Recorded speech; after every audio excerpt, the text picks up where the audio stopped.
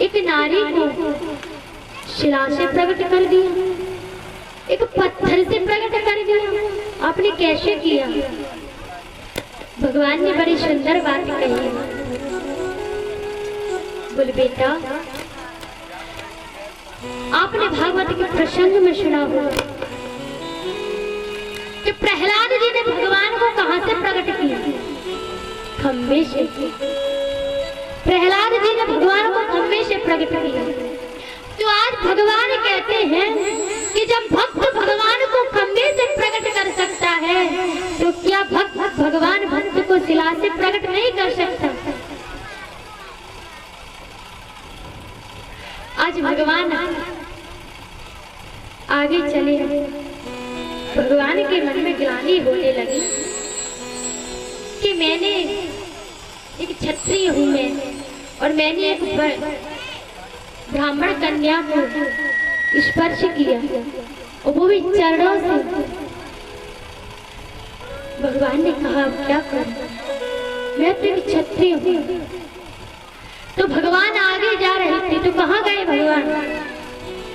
चले राम लक्ष्मण मुनि शंका, चले राम लक्ष्मण मुनि शंका, चले राम लक्ष्मण मुनि शंका, चले राम लक्ष्मण मुनि शंका, गाहे जहाँ जग पावनी गंगा, गई जहाँ जग पावनी गंगा, गाहे जहाँ जग पावनी गंगा।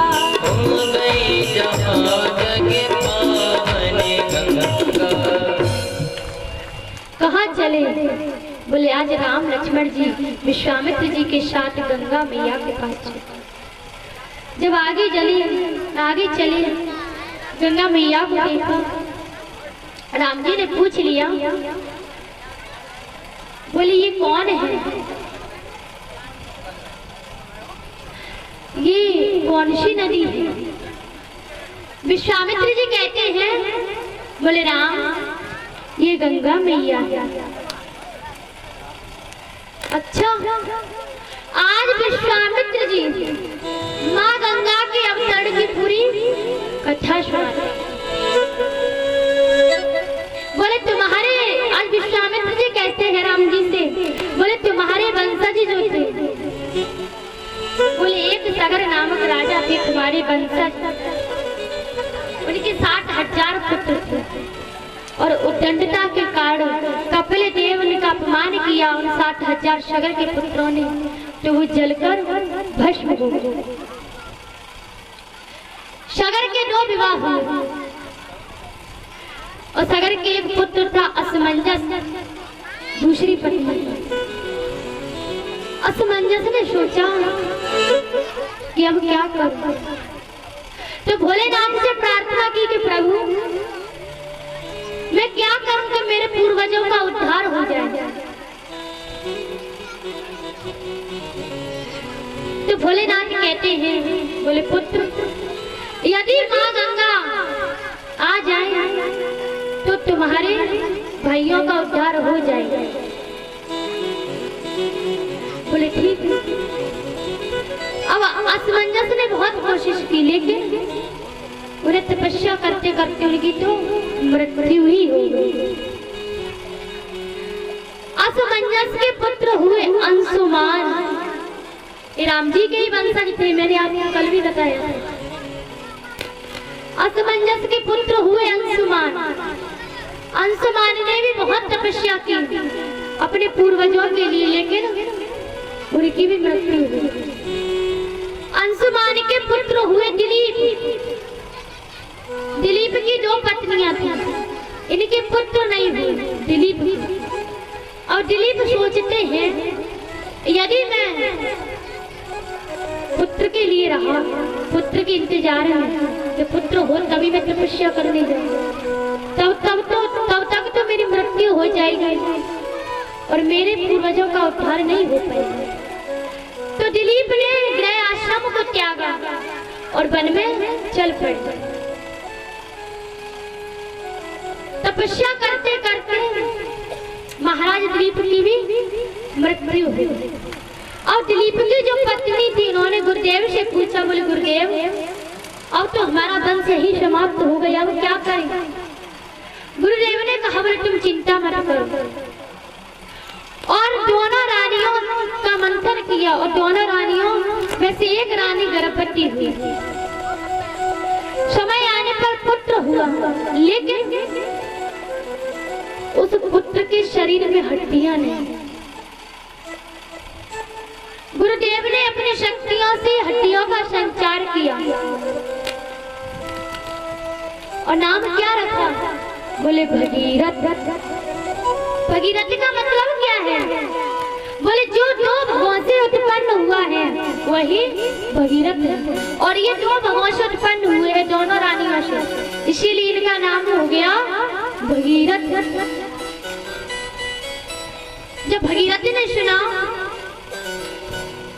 कि मेरे पूर्वज जलकर भस्म हो गए, राख हो गए, तब क्या करें? बोले गंगा को लाया जाए, गंगा मैया। और भगीरथ ने तपस्या की, हजारों वर्ष बीत गए तपस्या करते करते, और माँ गंगा प्रकट हो गई। बोले गंगा मैया की। आज माँ गंगा जब प्रकट हुई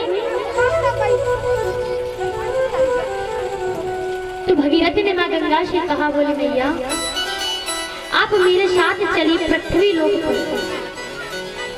गंगा मैया ने कहा, बोले भगीरथ हे वत्स मैं चली तो जाऊंगी, लेकिन मेरा ये वेग जो है ये इतना तेज है कि मैं पृथ्वी को फाड़ती हुई पाताल में चली जाऊं। तो क्या किया जाए? बोले भगवान शिव की तपस्या करो। भागीरथ ने भगवान शिव की तपस्या की, भगवान शिव प्रकट हुए। भगवान शिव से कहा, बोले भगवान शिव ने कहा, बोले क्या वरदान मांगो, मांगते हो? भगीरथ कहने लगे, बोले कुछ नहीं चाहिए, ये बताओ कि गंगा मैया जा नहीं पा रही, इनका तेज इतना वेग है, अब क्या करें? तो भगवान शिव कहते हैं, बोले ये गंगा मैया मेरी जटाओं में आ जाए। और गंगा मैया आज भगवान शिव की जटाओं में आ गई। और भगवान शिव ने अपनी एक जटा खोली और एक जटा से आज हरिद्वार में इतनी गंगा मैया बह रही है। एक जटा खोली भगवान शिव ने अपनी, उसी से गंगा मैया निकल रही, गंगा जल धारा बह रही। गंगा मैया आज भगीरथ के पीछे पीछे जा रही है, भगीरथ आगे जा रही है। अच्छा ये गंगा कहाँ से आई? गंगा मैया कहाँ से आई? ये तो पता है कि भगीरथ ने तपस्या करके प्रकट किया, लेकिन ये आई कहाँ से? किसी और ने भी तो उन्हें प्रकट किया होगा। भागवत में प्रसंग आता है जब भगवान ने वामन अवतार धारण किया और वामन भगवान बलि के सामने गए, राजा बलि के सामने। राजा बलि से कहा, राजा बलि यज्ञ कर रहे थे। अब राजा बलि के द्वार पर जाकर वामन भगवान बटुक वामन है, बोले कहते हैं भिक्षा देहि।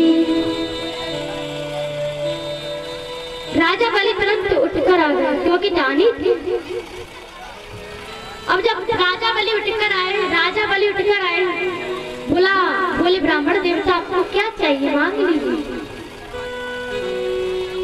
वामन भगवान कहते हैं, बोले बलि तुम्हारा हमने बहुत नाम सुना है कि तुम बहुत बड़े दानी हो, इसीलिए आज मैं कुछ मांग रहा हूँ। राजा बलि ने कहा, बोले मांगो क्या चाहिए? आज राजा बलि से भगवान बटुक वामन भगवान कहते हैं, बोले मुझे 3 पग भूमि चाहिए, और वो भी अपने पैरों से ही नापकर। राजा बलि ने कहा, भा महाराज, आपके छोटे छोटे से 52 अंगुल के पैर हैं, अब इनसे आप धरती नापोगे। और मैंने दे दी, और किसी ने पूछा किसने दी है? बोले राजा बलि ने।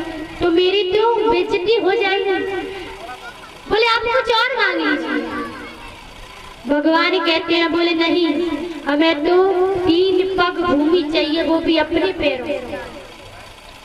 राजा बलि ने कहा, तो फिर ठीक है प्रभु, आप ऐसा कीजिए कि मेरे सैनिकों के पैरों से नपवा लीजिए। भगवान कहते हैं, देना है या नहीं? मैंने बार बार मैंने कह दिया कि मैं अपने पैरों से ही लूंगा, वो भी 3 पग ही लूंगा। देना हो तो दो, नहीं तो हम आगे चलते हैं। इतने में शुक्राचार्य जी आए। और शुक्राचार्य जी भगवान की बातों को सुन रहे हैं, भट्टों को देख रही है कि ये भट्ट को 52 अंगुल और बातें बुजुर्गों जैसी कर रहा है। शुक्राचार्य जी ने ध्यान लगाया, और जैसे ही ध्यान लगाया तो भगवान का साक्षात रूप सामने आया, चतुर्भुज रूप। शुक्राचार्य जी राजा बलि से कहते हैं, बलि सावधान। बलि ने कहा, महाराज क्या हुआ? हे गुरुदेव, क्या बात हो गई? क्यों सावधान हो जाओ? बोले, ये तो नारायण छलिया है, ये कोई बटुक वामन नहीं है, ये तो स्वयं नारायण तुम्हें छलने के लिए आया है। अब बटुक वामन भगवान शुक्राचार्य जी को देख रहे हैं कि ये कुछ बिगड़वाता है, गड़बड़ करवाता है। अब वामन भगवान कहते हैं, राजा बलि, तुम्हें देना है या नहीं? हम तो चले। बलि कहते हैं, बोले नहीं प्रभु, अभी रुक जाइए, मैं अभी देता हूँ। बोले नहीं, ऐसे नहीं। बोले संकल्प कीजिए। और शुक्राचार्य जी मना कर रहे हैं राजा बलि से। राजा बलि ने कहा, गुरुदेव, लेने वाला आज गुरुदेव से शुक्राचार्य जी से राजा बलि कह रहे हैं, बोले गुरुदेव बात बताओ, मैं दे रहा हूँ, आपको क्या कष्ट है? बोले मुझे कोई कष्ट नहीं है, लेकिन यदि तुमने इसे सर्वस्व सब कुछ दे दिया, अर्थात 3 पग भूमि दे दी, तो ये 3 पग भूमि नहीं, बल्कि तुम्हारा सर्वस्व अर्थात पूरे ब्रह्मांड को नाप लेगा 3 पगों में। ये कोई बटुक वामन नहीं, ये साक्षात भगवान नारायण है। राजा बलि और प्रसन्न हो गए कि भक्त जाता है भगवान के आगे, हाथ पसारता है मांगने के लिए, लेकिन आज भगवान ही भक्त के सामने हाथ पसार रहे हैं। राजा बलि ने गुरुदेव को डांटा। बोले नहीं गुरुदेव, मैं तो देकर ही रहूंगा। यदि ये भगवान है, यदि ये बटुक वामन है, तो 3 पग भूमि लेगा और चला जाएगा। और यदि ये भगवान है, तो इससे बड़ा मेरा क्या सौभाग्य है कि आज इस भक्त के सामने भगवान हाथ पसार रहे हैं, झोली पसार रहे हैं। भगवान कहने लगे, बोले शुक्राचार्य, बोले ये कोई और रहा है, ले कोई और रहा है, और तुम बीच में टांग क्यों अड़ा रहे हो? लेने वाला अलग, देने वाला अलग, किसी को कोई फर्क नहीं, तो तुम्हें क्या हो रहा है? तो शुक्राचार्य जी चले गए गुस्से में, और गुस्से में चले गए। भगवान ने कहा राजा बलि से, बोले अब संकल्प करो। और बलि कहते, मंत्र कौन बोलेगा?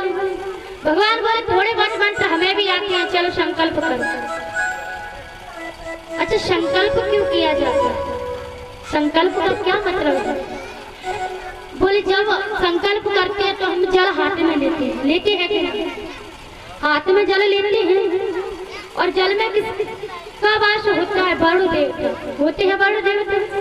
तो बोले जब हम संकल्प लेते हैं वरुण देवता को साक्षी मानकर, इसीलिए संकल्प करते हैं, क्योंकि वरुण देवता को हम साक्षी मानते हैं।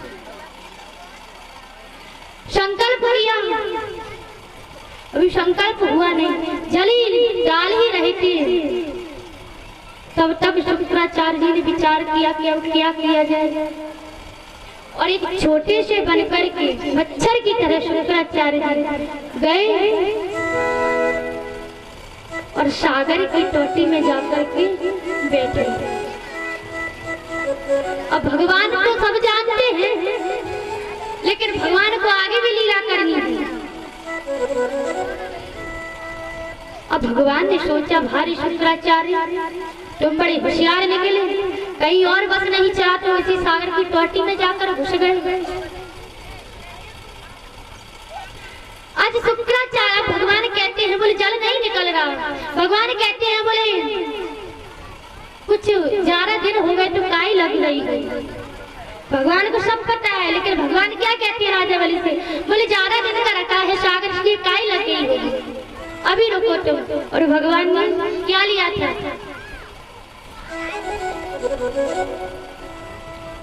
काश होती, काश होती पैनी।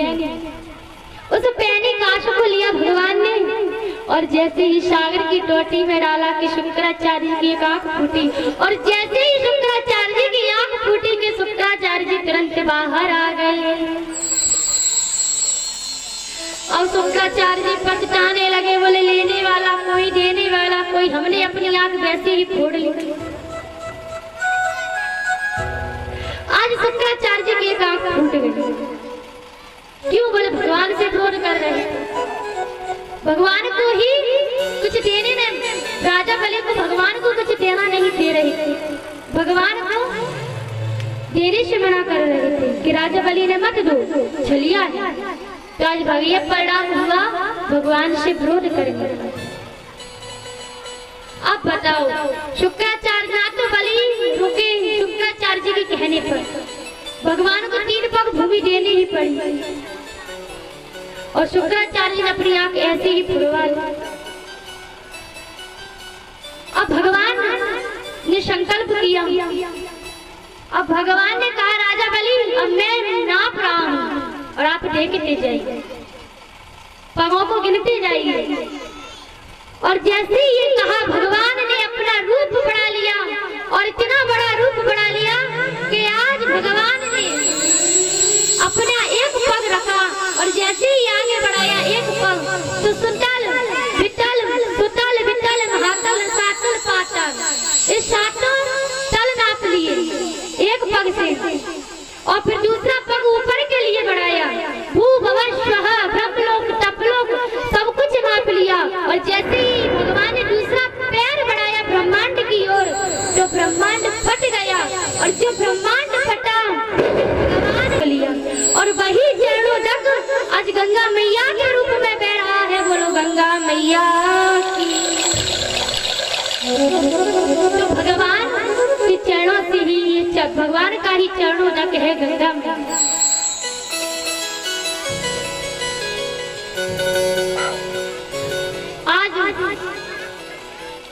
अवतार की आज भगवान ने कही।